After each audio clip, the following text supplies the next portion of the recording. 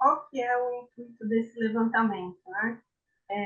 A gente quer primeiro avaliar se as empresas estão de alguma forma engajadas com a Conferência da ONU, né, especificamente, e sempre levantar assim quais são as expectativas que elas têm em relação a esse encontro, né?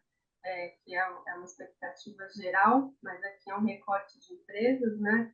E empresas sediadas no Brasil, ainda que elas sejam multinacionais, são os executivos que estão aqui no local, né, no território, e como que elas estão se preparando para enfrentar as consequências das mudanças climáticas, né?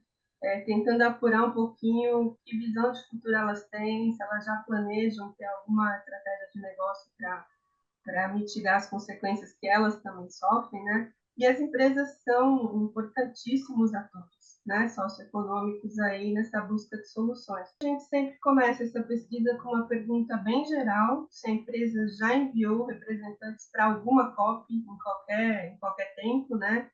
E a gente vê aqui que em 2024 subiu, né? Quase dobrou aqui o número de empresas que já enviou, de fato, algum representante, né, seja em que atividade for, mas também permanece bastante alto aqui ainda o índice, né, de empresas que nunca estiveram na Conferência da ONU.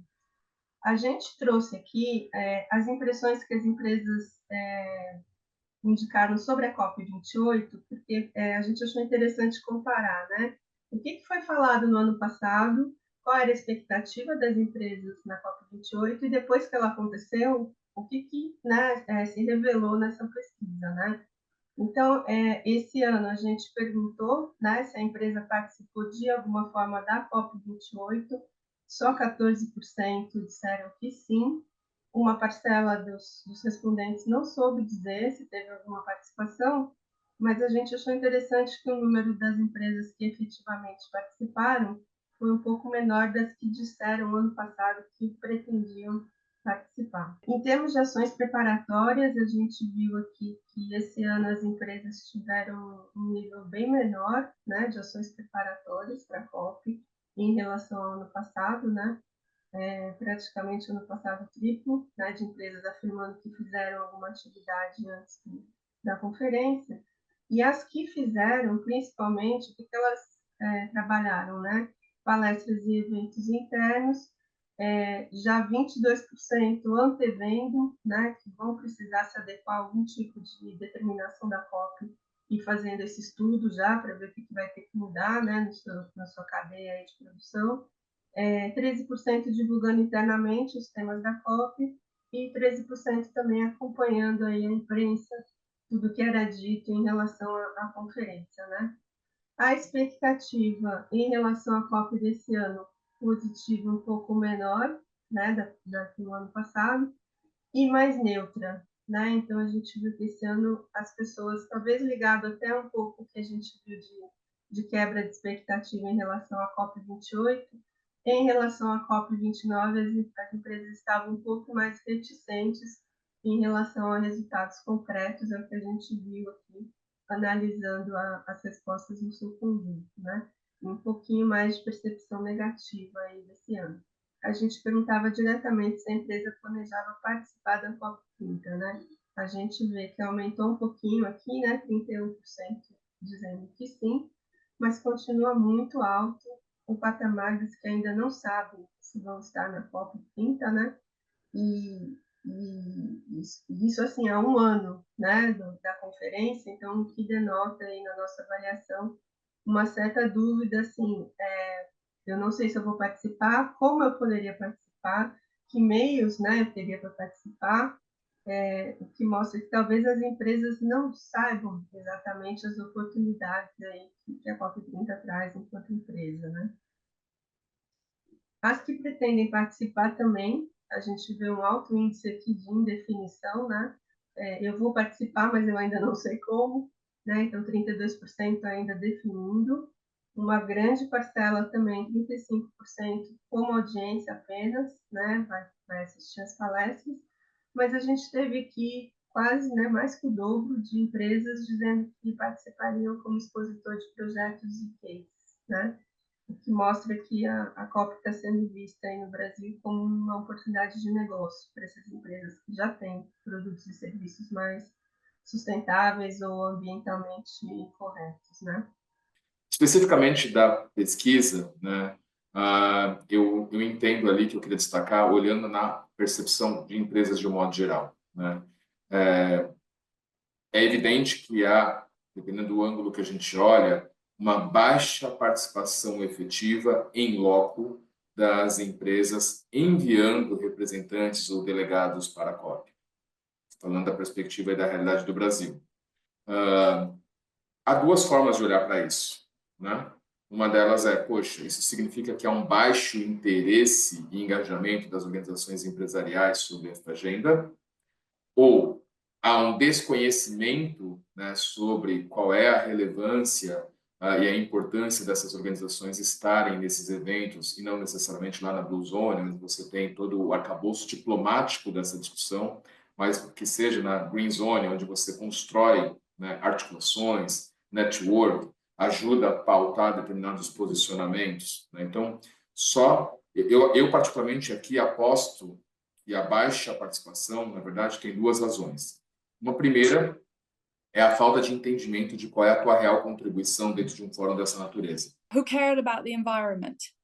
And when COP26 came to the UK, came to Glasgow and was hosted here, we didn't know how we would participate or if we indeed should participate and what was the kind of value that we might be able to bring to a COP. And should we participate within the main UNFCCC framework, try and get involved in the blue zone or the green zone, which are the official zoning for the UN, or perhaps to do something on the fringes. That's what we ended up doing in Glasgow. And then we also participated in Egypt. And then subsequently, the last 2 years, we've actually been participating in the green zone. But I think my point being here is there are many different ways of doing it. And you can send teams of people, of course, if you have the budgets and the resources to do that, you might send one person. If even that fills you with horror, there are ways to perhaps collaborate with a bunch of other like-minded companies. But what I would urge you to do is definitely to get involved. E em um dado momento, eu entendi que, poxa, antes fosse, pensando na concepção mais essencial do marketing, olhando todo o desenvolvimento de uma cadeia de valor de um determinado produto. Por quê? A gente desenvolveria uma solução ou uma oportunidade de negócio, considerando os aspectos sustentáveis de ponta a ponta, da ideação até a sua extinção final daquele produto ou serviço. Where you'll be able to register your interest, and that will be either to take a space, much like you would do at any other national or international conference, so you can have your stand and talk about your business, your company, what your objectives are when it comes to climate, or indeed the solutions that you are hoping to provide. There will also be the opportunity to work with other NGOs and non-state or non-corporate partners. Infelizmente, queria dizer que este é só um problema do ouro, né? Mas assim, a gente tem problemas muito semelhantes de diferentes naturezas com outros aspectos da nossa economia, né? E aqui acho que é o ponto central que a gente vai enfrentar, acho que o Cristo trouxe esse ponto agora na fala dele, daqui para frente, quando a gente traz uma COP para o Brasil, que são como a gente lida com as contradições. Como seres humanos, como seres corporativos, como seres governamentais, a gente também vive as nossas contradições, né? A gente tem elementos e etapas de aprendizagens. I would urge, in order to avoid taking those 2 steps forward and a step back, is to be as inclusive as possible when it comes to the voices that you bring to the table. And I'm talking about within your companies, within your boardrooms, your different teams that you have, but also the conversations you have around COP. We all know how uncomfortable many people are even having women at the table. So first of all, I urge you to get over that one and bring the girls in, because there are plenty of fabulous women out there. But what about young people? they may not be as intellectually advanced, perhaps, as some who've had a career of 40 years in law or whatever else. But it doesn't mean that they don't have a valid opinion. It's the same with indigenous people and farming communities and people from small island developing states, the LGBTQ community. It doesn't matter if those people make you uncomfortable. Please give them a seat at the table. Listen to them. Listening does no harm at all. And it means that when you go on to make decisions for your company, when you are urging and supporting your government on in some of the work that they're doing, that you have a more rounded perspective, and one that will stop 2 steps forward and 1 step back from happening, most especially when it comes to young people. And the intergenerational conversation is at the heart of everything we do at the Extreme Hangout. We always make sure there is a young person as part of every conversation that we host.